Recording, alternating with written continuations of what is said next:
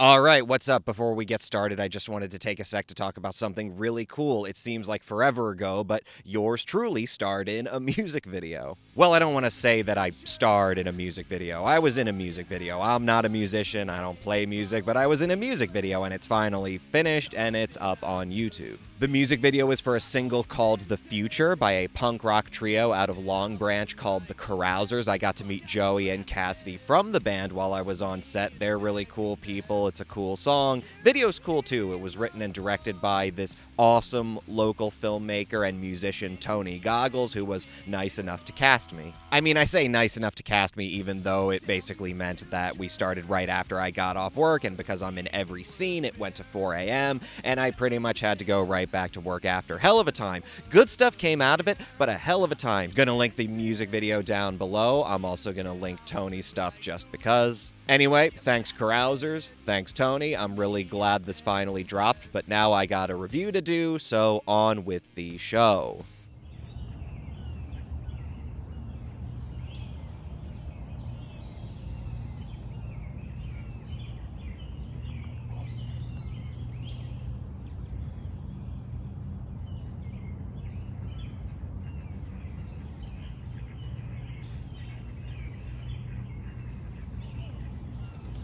How is it going, everybody? My name is Ian Garcia. This is Devotional Criticism, and this is the new movie diary in which I tell you about new and up-and-coming releases and try to give you the straight facts about them, in my humble opinion. Also, before we go any further, I'm a very self-conscious person, so please try to ignore the giant bug bite that appeared on my head. I like to record these videos outside just because I feel it's different, and I like being outside, but if you're outside, you get bitten by bugs, and I just had to be bitten by a gigantic mosquito right on my forehead right before I was about to record, so please don't hold it against me. I'm very self-conscious, and I'm just going to point it out so that nobody calls it out in the comments like I didn't call it out here. I know I have a giant bug bite on my head. It makes me very self-conscious, and I am powering through it because I really just want to hide under this bench. That was a lot, but let's keep going. On our last episode, I gave a soft, highly qualified recommendation for Hypnotic, the recent B sci-fi thriller co-written and directed by Robert Rodriguez.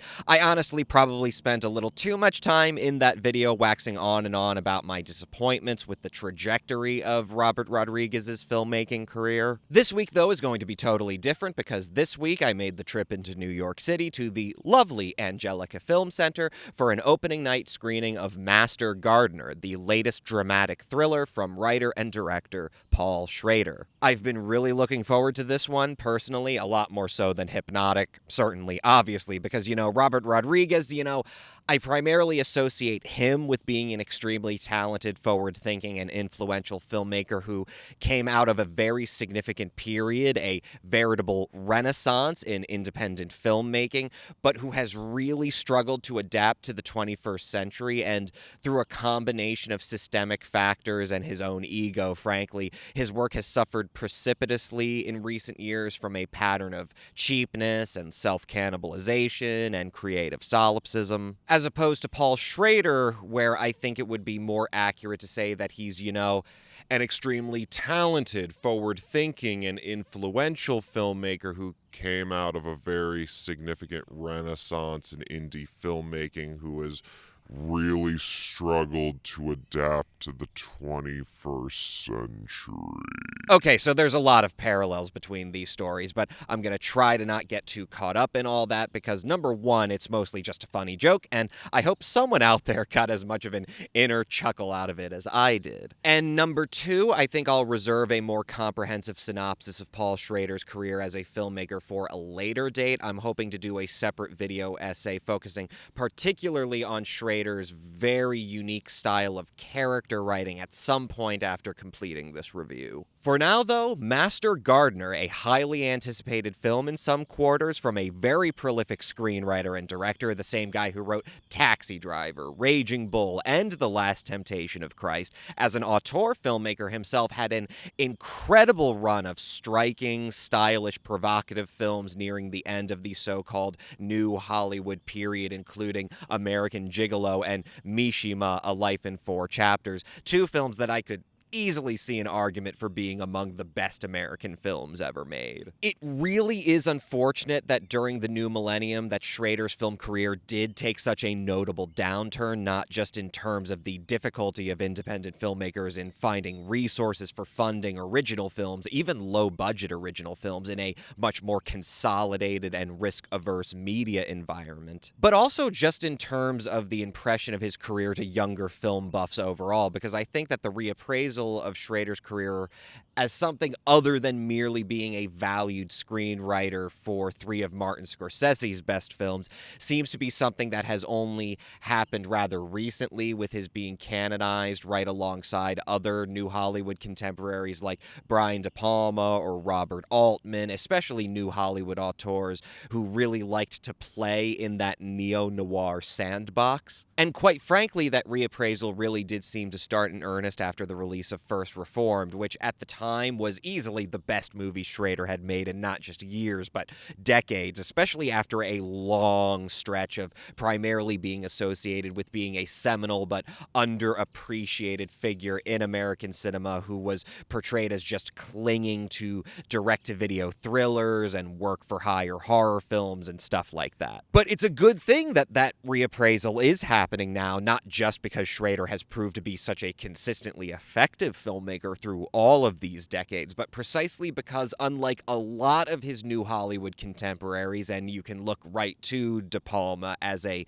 counterpoint to this, the thing is that while Schrader as an auteur continues to refine and recycle tropes and themes from his previous works, it is notable, especially with First Reformed and then The Card Counter after it, that at this late stage he really has settled into a stylistic groove that is both so inimitably his own, but also almost completely unique and distinct from the style with which he first forged his identity as an artist and a filmmaker. I mean, most filmmakers can call themselves lucky if they can pin down one unique style. Schrader is one of those few rare filmmakers who can quite confidently say, I have a completely unique style that is completely my own, but is throughout the years never derivative of itself. Like, for real, if you, like myself, were relatively unfamiliar with Schrader's work before First Reformed, sure, maybe you recognized certain common threads between it and Taxi Driver, but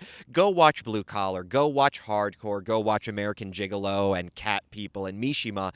and you'll see the same common threads, but the thing that will really dawn on you is that, wow, this guy completely and totally changed his game between when he started and where he's at right now. It's incredibly impressive, and considering that Schrader does seem to have been going through something of a personal creative revival, even at what I hope isn't presumptuous to call the sunset of his years, there's a lot of reason to be excited about Master Gardener, especially as what seems like another strange and provocative episode in a series of very stylistically refined, similarly plotted films that he's made of late, including First Reformed and The Card Counter. But like I said, I don't want to get too caught up in my own ranting like last time before getting into my review proper, so why don't we get down to the brass tacks of what is Master Gardener all about? Shot on location in St. Francisville and New Orleans, Louisiana, Master Gardener stars Joel Egerton as the Master Gardener in question, a very knowledgeable, skilled, passionate, but socially reserved, even repressed-seeming man named Narvel Roth, who manages a very elaborate and beautiful private garden on the estate of a wealthy dowager named Norma Haverville, played by Sigourney Weaver. Narvel lives in a very isolated world. His residence is a small cottage on the Haverville estate. He's a very respectful person to the employees and apprentices he manages and to the servants who live in the big house, but he keeps to himself and doesn't seem to socialize much at all. And like many an isolated male hero or anti-hero in a Paul Schrader movie, he spends a lot of his time confiding the inner workings of his mind into a journal that at first remains focused on a particular theme to which he's devoted, in this case gardening, and the really quite fascinating history of horticulture, it turns out, but slowly begins to give way to a lot of darker, deeply sublimated thoughts that betray a very troubled psyche. In this case, much as he did with Oscar Isaac's character in The Card Counter, Schrader almost immediately starts violently puncturing the illusion of Narvel's folksy innocence, ultimately revealing that he is, in fact, a former militant neo-Nazi, now in the witness protection program, after rolling over on the rest of his gang. How does Miss Haverhill feel about Narvel's past? Well, Schrader punctures the illusion of that folksy Southern wisdom as well, though in the light of day, Miss Haverhill behaves very properly, plays the role of nothing short of a reserved and conservative Southern woman. Behind closed doors, she turns out to be not only a rather trashy, lonely alcoholic, but also to be basically coercing the silent soldier like Narvel into being a submissive sexual partner. There's a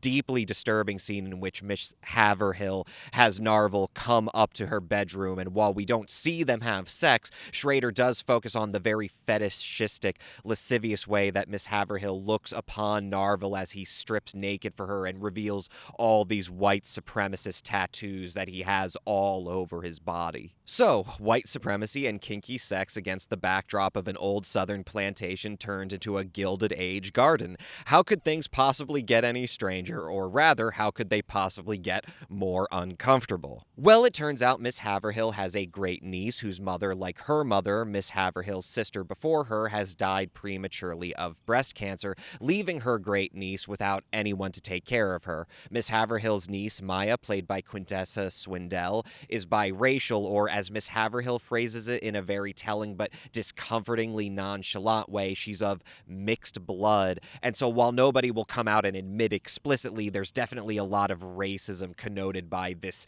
family's estrangement. And yet, Miss Haverhill instructs Narvel to take on Maya as an apprentice, and while this may partially be due to the fact that she does feel some pang of responsibility or guilt over the way she's treated her estranged family, with Narvel's narration scoring everything with the metaphor of tending to a garden, pulling up weeds, arranging everything in a fine and beautiful appearance, it may just be that, for lack of a more elegant way of putting it, Miss Haverhill is just trying to keep her family's dark secrets closer to home. It seems like I'm describing themes and subtext more than a general synopsis of the plot. It's because Master Gardener, though it definitely has some fairly shocking twists to its story, is not a movie that you can really faithfully describe without getting into the psychology and subtext of it, because it's really hardly subtext at all. What is implicit to the story is rather a front and center feature of the narrative that Schrader is describing. So on the one hand, while this movie is very much a character piece focused especially on Narvel and how he makes do with his lonely life he's been forced to make for himself, it's also very much a tonal and a allegorical piece, one in which Schrader's intent seems to be to tell the story about the grotesquerie, the perversion, the long, violently racist history that still operates not just under the surface, not just in the background, but is planted, per se, so deeply within the collective consciousness that is America. And where that narrative goes is no doubt going to prove rather shocking. Some might even say meaninglessly provocative, exploitative, even irresponsible on Schrader's part as a writer-director. But just to wrap up this synopsis without giving too much away, the sudden introduction of Maya into Narvel's life, despite the shame of his past, and despite probably more importantly the really stark age difference between the two of them, it does awaken a longing in Narvel that he hasn't allowed himself to feel for a long time, and consequently, that longing gives way to an obsession and desire that, while he's ostensibly reformed away from being just some fascist hooligan, he may have just been sublimating that through these many years. The really funny thing about Master Gardener is that besides thinking that this was really and truly and convincingly a f***ed up movie where a lot of up and unpleasant things happen, and where what's most up about it and unpleasant about it is that you're never quite comfortable with your own sense of what Schrader as a writer-director intends for you to think of as up and unpleasant, where he's at once very calculatedly stylized in terms of his crafting the world and narrative of this film, while also not holding our hands and instructing us how we're supposed to feel about all the unpleasant and up things that happen. And I don't even really mean in terms of explicit content. I mean just stuff that's very conceptually, cerebrally up and unpleasant to think about. The really funny thing was that besides that, the first thing I really thought about coming out of Master Gardener was another really wonderful movie about horticulture and history that I saw earlier this year called Herbaria. Now, Herbaria is not a drama, it's not a fiction film, it's actually a documentary and collage film by an Argentinian filmmaker and film archivist named Leandro Listorti. And though they're very different films, and Herbaria is probably not going to be available on physical media and conventional streaming platforms anytime soon, it turns out to be a pretty great companion piece to Schrader's very different kind of film, because despite the fact that Listorti's film is ostensibly a very sketch-like and general exploration of themes of the study of plants, the place of indigenous plants in terms of defining national and cultural identity, the importance of archival work when it comes to plants, it is also, at the end of the day, a film that is very serendipitous in its alignment with something that Schrader seems to have realized around the same time and completely independently of Listorti, which is that the history of plant cultivation or preservation, of gardening, of plant culture in the Western world, which in this case we could generally define as the colonial Western world of both the northern and southern continents, that this history really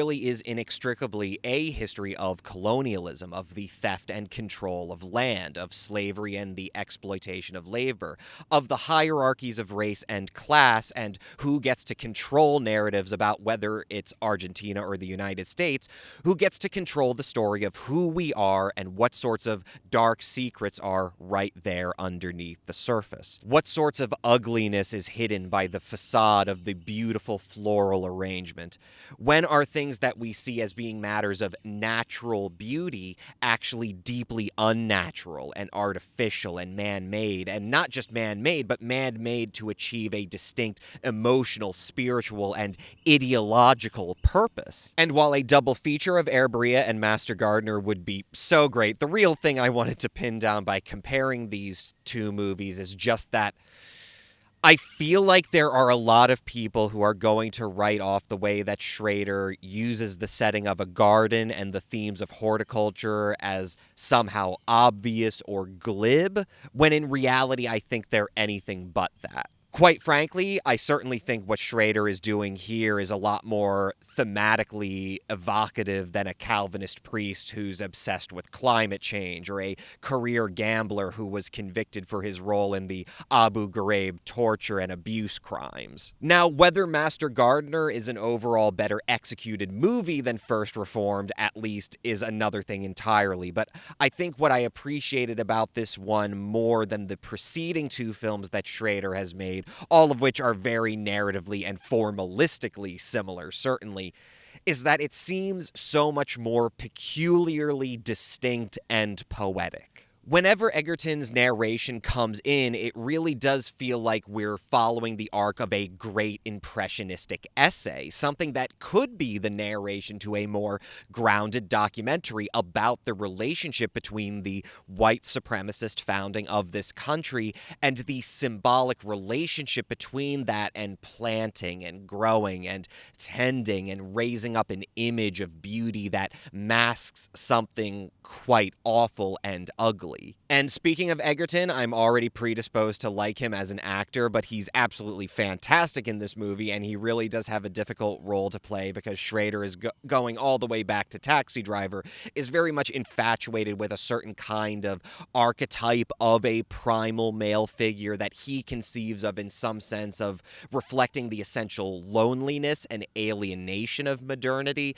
this figure who pours himself into a single obsession or occupation that is really only only there not only for his survival, but to just stave off his constant shame and loneliness, though he's just a hair trigger away from total dissolution and violent outburst. And it's actually really hard to play to the authenticity of a character like that, because even if Schrader has never been the most stylistic filmmaker in the world, his characters are often the most abstract and stylized aspects of the movies he makes, and in recent years he's only seemed to have doubled down on conceiving of and portraying characters in very archetypal and abstract terms and putting them into highly allegorical and removed and isolated contexts where it's really difficult to imagine any other dimensions or interiority to them. I think that's definitely a problem that Oscar Isaac had in The Card Counter, but Egerton here really does a fantastic job of making this very primal figure feel credible,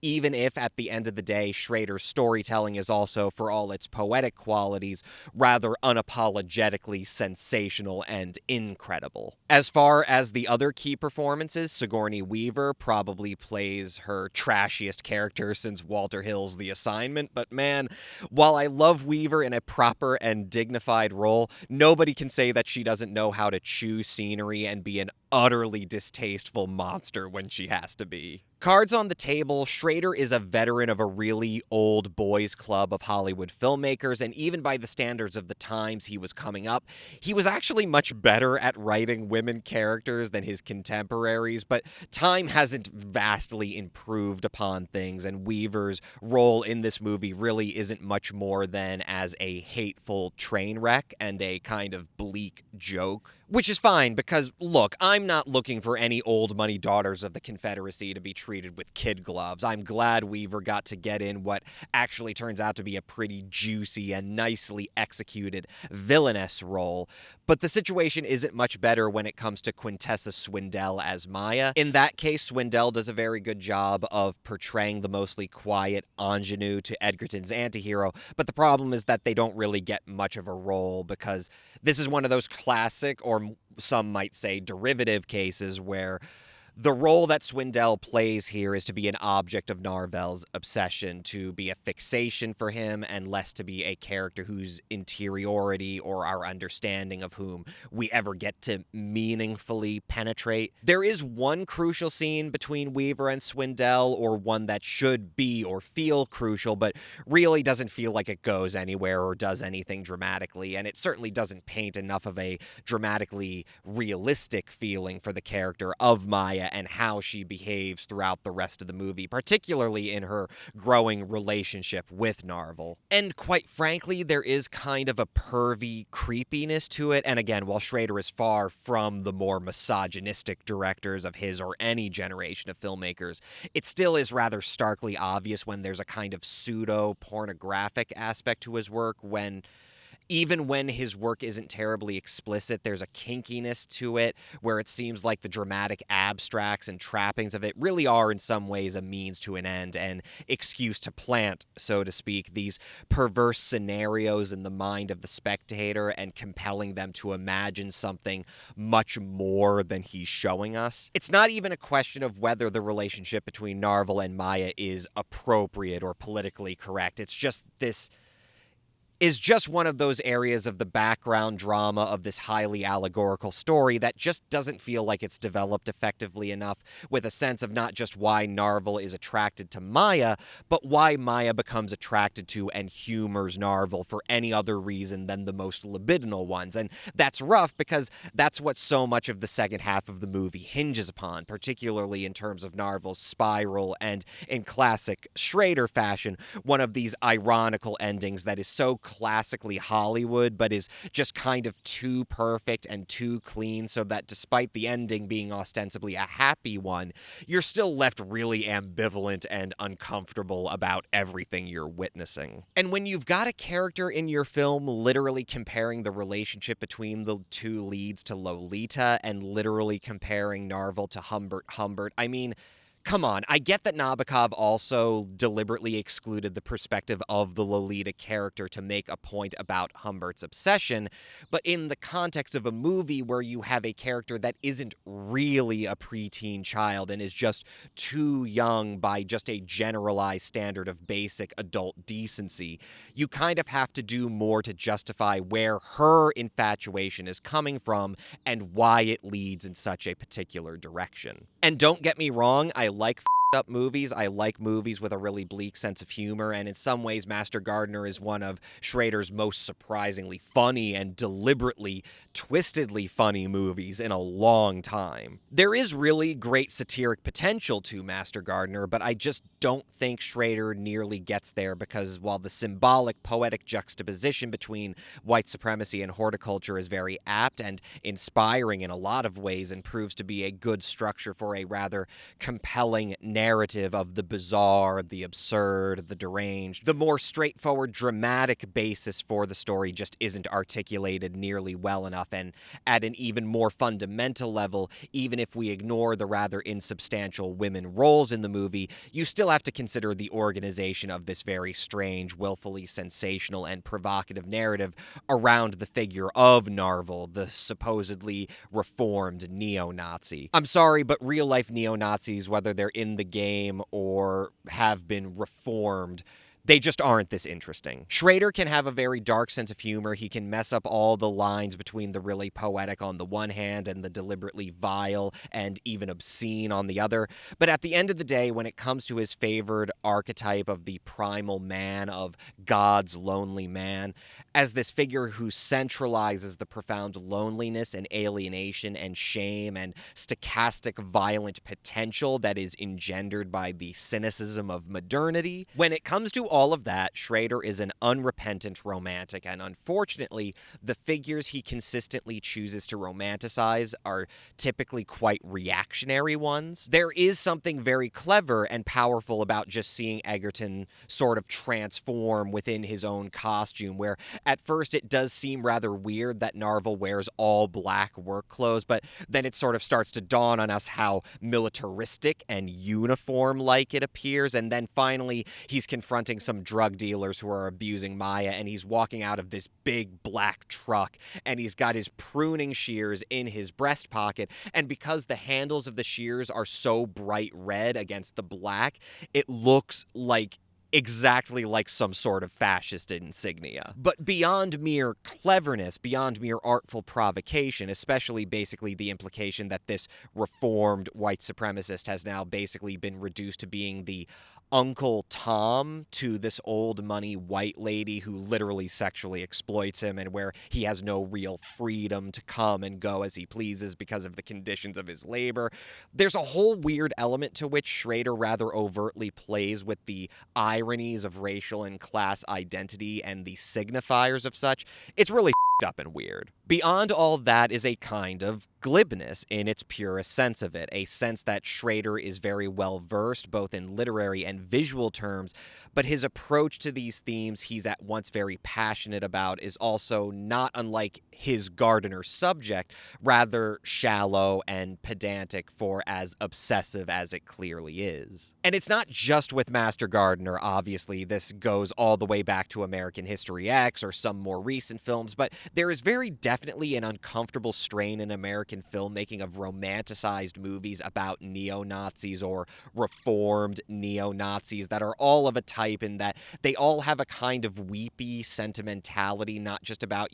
how horrible it is that some people are raised with such deep racist hatred in their hearts, but specifically the romanticized theme of an exceptional person, a smart kid, a good kid being made to do things that are terrible, and in that classic appropriation of MLK-like compassion, their hate hurts them just as much as it hurts their victim because it injures their souls. Look, I'm fully aware that it's probably better in the long run to be more open-minded about people being a product of their environments and for having the possibility to change. But the problem with the romanticized white supremacist movie isn't even so much that it romanticizes white supremacy, it's the opposite. It's that it romanticizes bog-standard American exceptionalism and individualism individualism, which from a certain perspective is probably feeding directly into and reinforcing the more explicit white supremacy. But my point is that, look, folks, I'm sorry, I get that this is a very compelling story for some people, but the majority of white supremacists, the majority of neo-Nazis, the majority of fascists are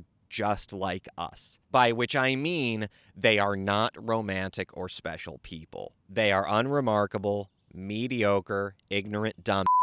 just like the rest of us. And these romanticized fantasies of reformation really only play into the baseless narcissism and ego that is drilled into all of us as Americans. With movies like Master Gardener, the real thing that's problematic about them is not that it portrays a reformed neo-Nazi as a potentially sympathetic, even universal figure. It's that in Schrader's pretension and glibness, he is adamantly disinterested in portraying a universal figure. He wants a special figure. He wants a smart figure. He wants a skilled figure. He wants a romantic figure. He wants a universal figure in pretense, but not in actual fact. And at that point, it's no longer a question of political correctness or not being woke or whatever the new reactionary scare term is. It's simply and straightforwardly an issue of good art and challenging storytelling. And I'm prepared to be charitable and ambivalent on this front because I really do think that this is part of the point of Master Gardener, that in some ways the motivation on Maya's part in becoming attracted to and infatuated with Narvel is that even before she knows he's a neo-Nazi, she has unintentionally, even as this marginalized black woman of biracial ancestry, even she has become unconsciously attracted to a character who is not explicitly, but is implicitly a fascist archetype. A charismatic strongman, a paternal figure who is going to protect their clean, beautiful land away from the ghettos of New Orleans, who's going to protect her, who's going to use his brute strength to keep the vermin at bay. It's very uncomfortable, very bleak, very perverse, very cerebral, and also very far, far, far, far, far and away from perfect. And again, at the end of the day, what that lack of perfection really comes down to, what it really all comes down to, is that the characterization of Maya just isn't there. The allegory could work really well, but the problem with the allegory is that it is attached to a dramatic scenario that hinges upon our ability to accept as credible and to take seriously a relationship where we just are not allowed to understand the other side of it credibly or well enough. And look, I don't want to pull the 76-year-old white guy card, but, 76-year-old white guy card. What's he gonna do? He's playing in a big sandbox here, folks. And then, again, honestly, for a 76-year-old white guy,